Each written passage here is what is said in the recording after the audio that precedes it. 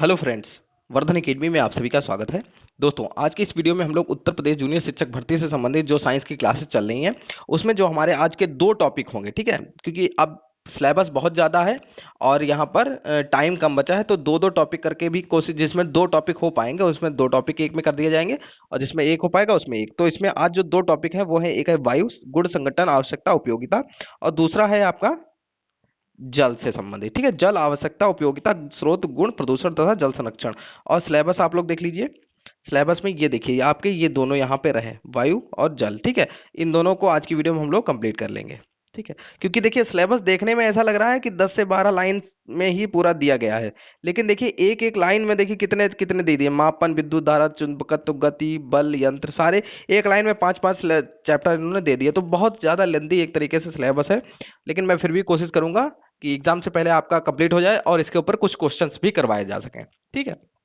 तो चलिए आज की वीडियो स्टार्ट करते हैं। सबसे पहले मेरी एक रिक्वेस्ट है आप लोगों से, कॉपी पेन लेके बैठा करिए और टॉपिक का नाम डाल दिया करिए। और एक और रिक्वेस्ट है कि जो चैप्टर मैं पढ़ाऊं उनको अन्य बुक से भी आप पढ़ते रहें। अगर आप लोग ऐसा कर रहे होते तो आप लोग बहुत अच्छे तरीके से, और या कर रहे हैं तो बहुत अच्छी बात है, क्योंकि देखिए मैंने ये पढ़ा दिया और बाई चांस कोई चीज़ अगर छूट रही है, अगर आप यही चैप्टर किसी और बुक से भी पढ़ेंगे तो वो भी आपका वहां से क्लियर हो जाएगा। अगर मतलब एक तरीके से आपका शेड्यूल टाइप बन जाएगा कि जिस दिन मैंने पढ़ा है उसी दिन आपने वो चीज़ अलग से भी पढ़ ली, ठीक है? तो आपका बहुत बेहतरीन तरीके से तैयार हो जाएगा। तो चलिए आज की वीडियो स्टार्ट करते हैं। सबसे पहले देखिए, वायुमंडल। हमारी पृथ्वी वायु की एक पतली परत से घिरी हुई है, जिसे वायुमंडल कहते हैं। इसका विस्तार पृथ्वी की सतह से कई किलोमीटर ऊपर तक है। पृथ्वी तल से अधिक ऊंचाई पर जाने से वायु विरल हो जाती है, ठीक है? विरल हो जाती है। वायु का संगठन। वायु अनेक गैसों का मिश्रण है। किन किन? देखिए पहले देखिए जलवाष्प। जलवाष्प जल चक्र के लिए अति आवश्यक है। वायु में उपस्थित जलवाष्प जब ठंडे पृष्ठ के संपर्क में आती है तो ठंडी होकर बूंदों का रूप ले लेती है, ठीक है? जलवाष्प तो आप लोग समझ सकते हैं। ऑक्सीजन। वायु में ऑक्सीजन 21% उपस्थित है, ठीक है? 21%। ऑक्सीजन को तो पता ही होगा, यह किसी वस्तु को जलाए रखने में सहायक होता है, ठीक है? नाइट्रोजन। वायु का अधिकांश भाग लगभग 78% नाइट्रोजन गैस होती है जो जलने में उपयोगी नहीं है। Carbon dioxide. वायु में कार्बन डाइऑक्साइड की मात्रा 0.03% है। इसका उपयोग आग बुझाने के लिए किया जाता है। किसी भी वस्तु के जलने पर CO2 निकलती है, ठीक। नेक्स्ट है धूल और धुआं। धूल और धुआं ईंधन तथा पदार्थों के जलने पर धुआं भी उत्पन्न होता है। यह कुछ गैसों एवं सूक्ष्म धूल कणों का मिश्रण होता है। वायु में धूल के कण समय व स्थान के साथ बदलते रहते हैं। और एक एक लाइन मुझे यहाँ पे आ रही है, वस्तु के जलने पर CO2 निकलती है। कुछ लोग कहेंगे ऑक्सीजन। ऑक्सीजन जलाने में सहायक होती है, निकलती नहीं है, ठीक है? तो वस्तु के जलने पर CO2 निकलती है, ये चीज ध्यान रखिएगा। अतः वायु वायु मुख्यतः नाइट्रोजन, ऑक्सीजन और कार्बन डाइऑक्साइड तथा कुछ मात्रा में अन्य गैसों का मिश्रण है, ठीक। पानी तथा मिट्टी में रहने वाले जीव। पानी में रहने वाले जीव पानी में घुली हुई ऑक्सीजन का प्रयोग करते हैं, ठीक है? ऑक्सीजन का प्रयोग यहाँ पे देखिए। मिट्टी में रहने वाले जीव श्वसन के लिए मिट्टी में छिद्र बना लेते हैं जिसमें वायु भर जाती है, परंतु वर्षा के दिनों इन छिद्रों में पानी भर जाने के कारण केंचुए जैसे अन्य जीव श्वसन के लिए बाहर आ जाते हैं, ठीक है? वायुमंडल में ऑक्सीजन का प्रतिस्थापन। श्वसन की क्रिया पौधे तथा जंतुओं दोनों के द्वारा की जाती है तथा श्वसन के रूप में दोनों ऑक्सीजन को ग्रहण करते हैं, परंतु पौधे प्रकाश संश्लेषण की क्रिया द्वारा ऑक्सीजन की मात्रा अधिक उत्पन्न करते हैं श्वसन द्वारा प्रयोग की गई ऑक्सीजन की तुलना में, ठीक है? श्वसन द्वारा प्रयोग की गई ऑक्सीजन की तुलना में पौधे क्या करते हैं? प्रकाश संश्लेषण की क्रिया के द्वारा ऑक्सीजन की मात्रा अधिक उत्पन्न करते हैं, ठीक है? वायु के अन्य उपयोग। देखिए थोड़ा शॉर्ट शॉर्ट लिखा गया है, जो चीज़ इंपॉर्टेंट है वही उसी टाइप से। अब ये इस तरीके से मैं पढ़ा रहा हूँ, लेकिन आपको इसी तरीके से पढ़ लेंगे और बीच में आपके कई क्वेश्चन बन जाएंगे आप एक तरीके से, क्योंकि कभी कभी क्वेश्चन बीच से भी रख दिए जाते हैं। वायु पवन चक्की को घुमाती है, जिससे प्राप्त ऊर्जा का प्रयोग ट्यूबवेल से पानी निकालने तथा आटा चक्की को चलाने में होता है। वायु नावों को खेने में, ग्लाइडर, पैराशूट तथा हवाई जहाज आदि को चलाने में सहायता करती है, ठीक। आवश्यकता पूछी, उपयोगिता पूछी गई थी। पक्षी, चमगादड़, कीटों को उड़ने तथा पौधों के बीजों को, परागकणों को इधर उधर फैलाने में वायु मदद करती है। जल चक्र में भी वायु की महत्वपूर्ण भूमिका है। वायु प्रदूषण। वायु में उपस्थित ऐसे अवांछित कण जिनके द्वारा वायुमंडल की प्रकृति एवं संगठन में बदलाव आ जाता है तथा जो सजीव तथा निर्जीव दोनों के लिए हानिकारक है, ऐसे अवांछित कणों को वायु प्रदूषक कहते हैं तथा इस प्रक्रम को वायु प्रदूषण कहा जाता है, ठीक है? कभी कभी इन वायु प्रदूषकों के प्रकृति में मिलने का कारण ज्वालामुखी का फटना, वायु में लगने वाली आग से उठा धुआं, ठीक है? आग से, वनों में लगने वाली आग से उठा धुआं, यातायात के वाहन तथा मानवीय क्रियाकलापों आदि के द्वारा भी होता है। बहुत सी श्वसन समस्याएं वायु प्रदूषण के कारण होती हैं। वाहन जो होते हैं वो अधिक मात्रा में व्हीकल्स जो हैं वो कार्बन डाइऑक्साइड, ठीक, कार्बन डाइऑक्साइड, ठीक है, कार्बन मोनोऑक्साइड, ठीक है, तथा धुआं उत्पन्न करते हैं।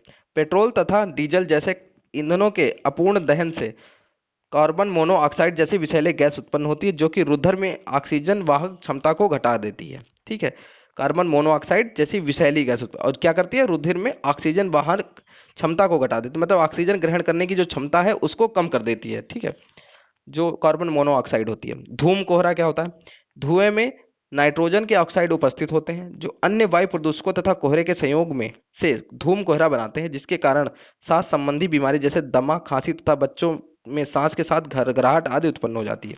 ये किसकी वजह से होती है, धूम कोहरे की वजह से। ठीक है, पेट्रोलियम परिष्करण शालाएं सल्फर डाइऑक्साइड तथा नाइट्रोजन डाइऑक्साइड जैसी गैसीय प्रदूषकों का मुख्य स्रोत है। यह प्रदूषक फेफड़ों को स्थायी रूप से क्षतिग्रस्त कर देते हैं। ठीक है, ये प्रदूषक कौन से, सल्फर डाइऑक्साइड और नाइट्रोजन डाइऑक्साइड, ये क्या करते हैं, फेफड़ों को स्थायी रूप से क्षतिग्रस्त कर देते हैं। Sulphur dioxide, sulphur trioxide, nitrogen oxide, ठीक है, वातावरणीय जलवाष्प के साथ क्रिया करके सल्फ्यूरिक अम्ल तथा सल्फ्यूरस अम्ल तथा नाइट्रिक अम्ल का निर्माण करते हैं। वर्षा जल के साथ ये अम्ल पृथ्वी पर आ जाते हैं, इसे ही अम्ल वर्षा कहते हैं। तो अम्ल वर्षा में क्या क्या होता है, सल्फ्यूरिक अम्ल, सल्फ्यूरस अम्ल तथा नाइट्रिक अम्ल। ठीक, ओजोन परत, ओजोन परत पर वायुमंडल की परत समतान मंडल में पाई जाती है, स्ट्रेटोस्फेयर में। ठीक है, ओजोन परत, ये क्वेश्चन बहुत पूछा जाता है कि किस उसमें पाई जाती है, तो समताप मंडल में पाई जाती है। यह सूर्य के हानिकारक यूवी रेज मतलब अल्ट्रावायलेट जो रेज होती है पराबैंगनी किरणों से बचाती है, परंतु वायु में उपस्थित कुछ प्रदूषक जैसे क्लोरोफ्लोरोकार्बन, जिसका उपयोग रेफ्रिजरेटरों, एयर कंडीशनरों, एरोसॉल फुहार में होता है, के कारण ओजोन परत, सॉरी ओजोन लिखना था यहाँ पे, ठीक है, ओजोन परत में छेद हो जाता है, जिसके कारण अल्ट्रावायलेट वायलेट किरणें पृथ्वी पर सीधी पड़ती हैं और त्वचा कैंसर आदि का खतरा बढ़ जाता है। ठीक है, तो जो यूवी रेज हैं, क्लोरोफ्लोरोकार्बन है, ठीक है, और इनके वजह से जो ओजोन परत में छेद हो रहा है उससे क्या होता है, मेन त्वचा का कैंसर होता है यूवी रेज की वजह से, लेकिन इनके कारण क्या होता है, ओजोन परत क्षतिग्रस्त होती है, और जब ओजोन परत क्षतिग्रस्त होगी तो यूवी रेज आसानी से मतलब पृथ्वी पर सीधी पड़ेंगी। ठीक है, उससे क्या होगा, त्वचा कैंसर, स्किन कैंसर। नेक्स्ट है हरित गृह प्रभाव, मतलब ग्रीन ग्रीन हाउस जो इफेक्ट है उसको, वो है। ठीक है, सूर्य की किरणें वायुमंडल से गुजरने के बाद पृथ्वी की सतह को गर्म करती हैं। पृथ्वी पर पड़ने वाले सूर्य की विकिरणों का कुछ भाग पृथ्वी अवशोषित कर लेती है और कुछ भाग परावर्तित होकर वापस अंतरिक्ष में लौट जाता है। परावर्तित किरणों का कुछ भाग वायुमंडल में रुक जाता है तथा पृथ्वी को और गर्म करता है। यही प्रक्रम पौधाधार में होता है। पौधाधार में सूर्य की ऊष्मा, ठीक है, सूर्य की ऊष्मा पौधधर में प्रवेश तो कर जाती है परंतु बाहर नहीं निकल पाती। ठीक है, यह रुकी हुई ऊष्मा पौधधर को गर्म करती है। पौधघर का, पौधा घर है किधर पता नहीं, पीडीएफ लिखी है जिन्होंने तो वह पौधधर होगा, ठीक है, को गर्म करती है। ठीक है, पौधाधर का मतलब पौधा ग्रीन हो गया, घर का मतलब हाउस, और इफेक्ट, सॉरी ध्यान ही नहीं, इतना शुद्ध हिंदी तो मुझे भी नहीं समझ में आई। ठीक है, ये चीज ध्यान रखिएगा। ठीक है, पौधा घर में होता है, सूर्य की ऊष्मा पौध घर में प्रवेश कर जाती है परंतु बाहर नहीं निकल पाती। यह रुकी हुई ऊष्मा पौध घर को गर्म करती है। ठीक है, यही कारण है कि उसे पौध घर प्रभाव या ग्रीन हाउस इफेक्ट कहते हैं। ठीक है, इस प्रक्रम के बिना पृथ्वी पर जीवन संभव नहीं है। ठीक है, ये भी याद रखिए ग्रीन हाउस इफेक्ट का हिंदी मीनिंग। ठीक है, परंतु इस प्रक्रम की अधिकता जीवन के लिए अधिक खतरा बन गई है। इस प्रभाव के लिए हवा में CO2 की अधिकता उत्तरदायी है। हरित गृह प्रभाव के कारण पृथ्वी का तापमान निरंतर बढ़ता जा रहा है। विश्व उष्णन ग्लोबल वार्मिंग का कारण बन गया है। इससे बर्फीले इलाकों की बर्फ तेजी से पिघल रही है जो अन्य प्राकृतिक आपदाओं का कारण बनेगी। हरित ग्रह गैसें ग्रीन हाउस गैसें पूछी जाती हैं, तो इसमें कौन कौन सी होती है, मीथेन, नाइट्रस ऑक्साइड, जलवाष्प और CO2। ठीक है, ये आपको याद रखनी है, ये जरूर पूछी जाती है, एक क्वेश्चन इससे आ ही जाता है अक्सर। ठीक है, ग्रीन हाउस गैसें कौन, मीथेन, नाइट्रस ऑक्साइड, जलवाष्प और CO2। ठीक, तो हमारा वायु कंप्लीट हो गया। जो इंपॉर्टेंट चीजें थी सिर्फ उन्हीं को यहाँ पे हम लोगों ने डिस्कस किया। अब जल आवश्यकता, उपयोगिता, स्रोत। अब जल से संबंधित देख लीजिए, 22 मार्च को विश्व जल दिवस मनाया जाता है, 22 मार्च को। ठीक है, पृथ्वी की सतह का लगभग 71% भाग जल है जो समुद्रों, महासागरों, नदियों, तालाबों, ध्रुवीय बर्फ, भौमजल मतलब भूमि से निकलने वाला जल, और वायुमंडल में पाया जाता है। द्रव अवस्था में जल महासागरों, झीलों, नदियों तथा भौम जल के रूप में पाया जाता है। गैसीय अवस्था में वायु में जलवाष्प के रूप में होता है। ठोस अवस्था में पहाड़ों की चोटियों, ग्लेशियर आदि के रूप में होता है। अतः जल की तीनों अवस्थाओं के बीच सतत चक्रण द्वारा पृथ्वी पर जल की कुल मात्रा स्थिर बनी रहती है। भौम जल मतलब भूमि का जल, ठीक है। नम भूमि में अधिक गहराई तक खोदने पर जिस जगह से मिट्टी की सभी दरारें एवं रिक्त स्थान जल से भरे मिलते हैं, उस परत की ऊपरी सीमा भौम जल स्तर कहलाती है। भौम जल स्तर विभिन्न स्थानों पर भिन्न भिन्न होता है, जैसे नहीं वाटर लेवल हम लोग कहते हैं, ठीक है। भौम जल स्तर मतलब वाटर लेवल, ठीक है। जैसे पहले, अब तो बहुत मुश्किल है क्योंकि अब तो वाटर लेवल बहुत नीचे जा चुका है, तो अब ऐसा नहीं, पहले बहुत पहले, आज से 10-15 साल पहले ऐसे ही नॉर्मल हैंडपंप लगा दिए जाते थे गांव वगैरह में, और पानी निकल आता था, मतलब 50-60 फुट नीचे तक उसमें पाइप डाल दिया जाता था, उतने से ही पानी आ जाता था। लेकिन अब ऐसी बात नहीं है, रह गई है। तो अब जल स्तर क्या हो गया, बढ़ गया है, मतलब जो वाटर लेवल है वो बहुत नीचे चला गया, मतलब, ठीक है। तो अब देखिए अंतः स्यंदन, ठीक, इनफिल्ट्रेशन।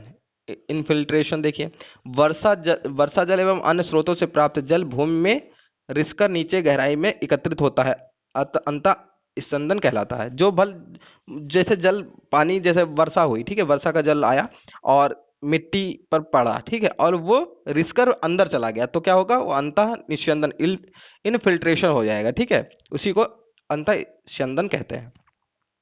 जल भर वाटर लॉग्ड, ठीक, इसको क्या, इसका मतलब संचित भौमजल के भंडारों को जल भर कहते हैं। जल भरों के जल को सामान्यतः नलकूपों अथवा हैंडपंपों की सहायता से बाहर निकाला जाता है। भौम जल स्तर का अवक्षय, भूमि के नीचे से निकाले गए भौमा जल की पुनः पूर्ति प्रायः वर्षा जल के अवस्रवण अवस्रवण रिसाव द्वारा हो जाती है। शुद्ध हिंदी लिख दी है, ठीक है, रिसाव द्वारा हो जाती है। जल की पुनः पूर्ति पर्याप्त रूप से ना होने पर भौमजल स्तर नीचे गिर सकता है। ऐसा अनेक कारणों से होता है, जैसे जनसंख्या वृद्धि, औद्योगिकी और कृषि गतिविधियां, अल्प वर्षा, वनोन्मूलन आदि, ठीक, वनों का उन्मूलन आदि। जनसंख्या वृद्धि तथा बढ़ते हुए उद्योगों के कारण भौमजल का प्रयोग निरंतर बढ़ता जा रहा है, परंतु उसकी पुनः पूर्ति के अवसर कम होते जा रहे हैं, जिससे भौमजल स्तर का निरंतर निरंतर अवक्षय हो रहा है, मतलब अवक्षय हो रहा है, उसका क्षय हो रहा है, ठीक है। कृषि का कार्य अधिकांशतः वर्षा के जल पर निर्भर होता है, परंतु वर्षा की अनियमितता के कारण खेतों में सिंचाई के लिए किसान भौम जल का प्रयोग करते हैं, जिससे भौम जल स्तर में लगातार कमी आ रही है, ठीक है। वर्षा जल होता नहीं है तो ट्यूबवेल वगैरह लगा के भूमि का जो अंदर का पानी है उसको बाहर निकालते हैं, इसीलिए तभी सिंचाई कर पाता है अब, क्योंकि वर्षा समय पर होती नहीं है, मेन चीज तो यही है। जल प्रबंधन, वर्षा जल का प्रयोग भौम जल स्तर की पुनः पूर्ति करने के लिए किया जाता है, इसे जल संग्रहण अथवा वर्षा जल संग्रहण कहते हैं। हमारे देश में अनेक स्थानों पर जल भंडारण और जल की पुनः पूर्ति के लिए बावड़ी बनाने की प्रथाओं का सदियों से चलन रहा है। किसान भी ड्रिप सिंचाई की सहायता से खेत में जल का उपयोग मितव्ययता से कर रहे हैं, ठीक है, ड्रिप सिंचाई के द्वारा, जहाँ पे, ठीक है, ड्रिप सिंचाई के बारे में मैंने पिछली वीडियो में बताया था जिसमें फसल उत्पादन था, ठीक है। जल प्रदूषण, जल प्रदूषण एक व्यापक समस्या है, ठीक है। नाना प्रकार के प्रदूषकों से जल में प्रदूषण फैलता है, यहाँ तक कि पोषक तत्वों की अधिकता भी जल प्रदूषण का कारण बनती है। जल में जब जैविक अथवा अजैविक दोनों प्रकार के पोषक तत्वों की वृद्धि हो जाती है तो इस घटना को सुपोषण कहते हैं, ठीक है। अत्यधिक पोषकों की उपस्थिति में शैवालों का विकास तेजी से होने लगता है, इसे शैवाल ब्लूम कहते हैं। शैवालों का अत्यधिक विकास को क्या कहते हैं, तेजी से विकास को क्या कहते हैं, शैवाल ब्लूम। इस प्रकार शैवाल ब्लूम के रूप में ब्लू ग्रीन शैवाल तथा अन्य जलीय पौधों की वृद्धि जल में होने लगती है, जिससे जल में घुली अधिकांशतः ऑक्सीजन का उपयोग ये पौधे ही कर लेते हैं तथा साथ ही ये जहर भी जलाशय में निष्कासित करते रहते हैं। इस घटना से जलाशय के सभी जंतुओं ऑक्सीजन की कमी से कारण मृत्यु होने लगती है, ठीक है। तो ब्लू ग्रीन शैवाल क्या करते हैं, जलीय पौधों की वृद्धि जल में होने लगती है, जिससे ये क्या करते हैं, जो ऑक्सीजन जो जल में घुली हुई होती है उसका प्रयोग ये पौधे ही कर लेते हैं, जैसे ये ग्रीन शैवाल वगैरह, ठीक है, ब्लू ग्रीन शैवाल। इससे क्या होता है, जो पानी के अंदर जो जंतु रह रहे हैं उनको ऑक्सीजन कमी हो जाती है और उनकी मृत्यु हो जाती है। अब देखिए यूट्रोफिकेशन क्या है, जल में अप्राकृतिक, ठीक है, रूप से नाइट्रोजन और फास्फोरस की मात्रा बढ़ना ही यूट्रोफिकेशन कहलाता है। मतलब यूट्रोफिकेशन क्या होता है, नाइट्रोजन और फास्फोरस की मात्रा बढ़ना। इससे जल की गुणवत्ता में कमी आने के साथ ही ऑक्सीजन की मात्रा भी कम हो जाती है। फिर देखिए बीओडी, बायोलॉजिकल ऑक्सीजन डिमांड, ये क्या होता है, बहुत इंपॉर्टेंट है, ये अक्सर इससे संबंधित पूछा जाता है चीजें, ठीक है। बीओडी फुल फॉर्म आपको पता होना चाहिए, बायोलॉजिकल ऑक्सीजन डिमांड। जल प्रदूषण मापने की मुख्य इकाई कार्बन तथा आपका अकार्बनिक अपशिष्ट अपघटित होने के लिए निकायों में घुलनशील ऑक्सीजन का उपयोग करते हैं, जिससे जल में घुलनशील ऑक्सीजन की मात्रा घट जाती है, जिससे बीओडी की मांग बढ़ जाती है। बीओडी का अधिक होना जल के संक्रमित होने को दर्शाता है। कुछ जीव जैसे एनालीड तथा कुछ कीटों के डिंब ही बहुत अधिक प्रदूषक तथा कम वाले डीओ मतलब कम डीओ वाले मतलब डिसॉल्व्ड ऑक्सीजन वाले जल में जीवित रह सकते हैं। इनको प्रदूषक जल की सूचक प्रजातियों के रूप में पहचाना जा सकता है। गंगा नदी में बीओडी की सर्वाधिक मात्रा कानपुर एवं इलाहाबाद, ठीक है, क्योंकि सबसे गंदे जो गंगा नदी है उनके बाद इसके मध्य में पाई जाती है, ठीक है। कानपुर से गंगा नदी में भारी मात्रा में प्रदूषक डाले जाते हैं, जिससे यहाँ बीओडी अधिक होता है। तो सबसे ज्यादा कहाँ पर बीओडी पाया जाता है? कानपुर से इलाहाबाद के मध्य मतलब प्रयागराज के मध्य में जो स्थान गंगा रहती है। भूमिगत जल को दूषित करने वाला अजैविक प्रदूषक आर्सेनिक है। भूमिगत जल को दूषित करने वाला अजैविक क्या है? आर्सेनिक। आर्सेनिक के संक्रमण मुख्यतः प्रकृति में पाए जाने वाले बेडरॉक से होता है। आर्सेनिक के लगातार संपर्क से विभिन्न प्रकार की बीमारियां हो सकती हैं। ठीक, आर्सेनिक से कौन कौन सी बीमारियां हो सकती हैं ये सभी आप लोगों को पता होनी चाहिए। सीधे आप लोग लिखिए आर्सेनिक से होने वाली बीमारियां बराबर black foot, diarrhoea, peripheral neuritis, hyperkeratosis, ठीक है, फेफड़े का कैंसर और त्वचा का कैंसर। आर्सेनिक रासायनिक कीटनाशकों व खरपतवार नाशियों के छिड़काव के द्वारा भी पारिस्थितिकी तंत्र में समा जाता है। धान का पौधा आर्सेनिक का बेहतर अवशोषक माना जाता है। आर्सेनिक भूजल के जरिए अनाजों में पहुंच रहा है, इससे समूची खाद्य श्रृंखला प्रभावित हो रही है। ठीक है, इसीलिए तो इस समय बीमारियां बढ़ी हैं, क्योंकि सब में तो अब खाद पड़ती है। ठीक है, अब कोई जैविक खेती तो करता नहीं है। ठीक है, तो सब ऐसी खेती हो रही है, उससे क्या होता है कि बीमारियां तभी ज्यादा बढ़ रही हैं। पहले लोगों की एज जो है वो 100 ईयर्स होती थी। ठीक है, अब बीच में हो गई थी 80 साल, अब तो आप लोग देख रहे होंगे 60 साल चल जाए बहुत है। ठीक है, भारत के 7 राज्य पश्चिम बंगाल, झारखंड, बिहार, उत्तर प्रदेश, असम, मणिपुर तथा छत्तीसगढ़ का राजनांद गांव में भूमिगत जल आर्सेनिक प्रदूषण से अत्यधिक प्रभावित है। ठीक है, यूपी भी है। ठीक, ये सारे हैं आस पड़ोस के जितने भी हैं। ठीक, दामोदर नदी में कोयला खदान और औद्योगिक क्षेत्रों के प्रदूषकों के प्रवाहित होने के कारण यह देश की अति प्रदूषित नदी बन गई है। ठीक है, दामोदर नदी में क्या है? कोयला खदान और औद्योगिक क्षेत्रों के प्रदूषक के प्रभावित होने के कारण सबसे जो अति प्रदूषित नदियों में कौन आती है? दामोदर नदी। फ्लोराइड के प्रदूषण के कारण नौकनी संलक्षण उत्पन्न होता है। यद्यपि फ्लोराइड तत्व की पानी में अल्प मात्रा मसूड़ों तथा दांतों को संरक्षण प्रदान करती है, परंतु इसकी अधिकता फ्लूओरोसिस नामक रोग का कारण बनती है। अत्यधिक फ्लोराइड से कुबड़ पीठ, हड्डियों के जोड़, विशेषकर मेरुरज्जों में कमी आती है, कमजोरी आती है। उच्च फ्लोराइड संग्रहण ही पैरों के मुड़ने का कारण होता है, जिसे नौकनी संलक्षण कहते हैं। जल का संरक्षण जल के संरक्षण की आवश्यकता केवल मनुष्यों को ही नहीं पड़ती, वातावरण में अनुकूलन हेतु पौधे भी जल संरक्षण की प्रक्रिया अपने आते हैं। रेगिस्तान में पाए जाने वाले पौधों की पत्तियां प्रायः जल की हानि को रोकने के लिए कांटों के रूप में मतलब ले लेती है, जैसे नागफनी वगैरह, कैक्टस वगैरह हैं, इनमें यही होता है। ठीक है, पृथ्वी पर जल प्रचुर मात्रा में झीलों व नदियों में पाया जाता है। यह जल मानव सभ्यता व जीव जंतुओं के लिए उपयोगी होता है। 31 दिसंबर 2009 तक केंद्र प्रायोजित योजना राष्ट्रीय झील संरक्षण परियोजना में 14 राज्यों के कुल 58 झीलों के संरक्षण हेतु स्वीकृति प्रदान की गई थी, जिसमें भीमताल और ऊटी शामिल हैं। फरवरी 2013 में राष्ट्रीय झील संरक्षण परियोजना और राष्ट्रीय नम भूमि संरक्षण कार्यक्रम को समन्वित कर नई राष्ट्रीय जलीय पारिस्थितिकी तंत्र संरक्षण योजना को आर्थिक मामलों पर मंत्रिमंडल समिति द्वारा स्वीकृति प्रदान की।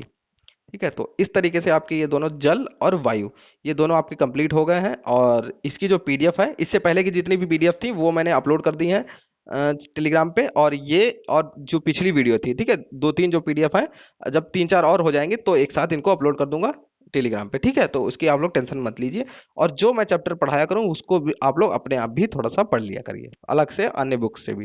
ठीक है, तो दोस्तों आज की वीडियो में सिर्फ इतना ही। मिलते हैं अपनी नेक्स्ट वीडियो में, तब तक के लिए नमस्कार।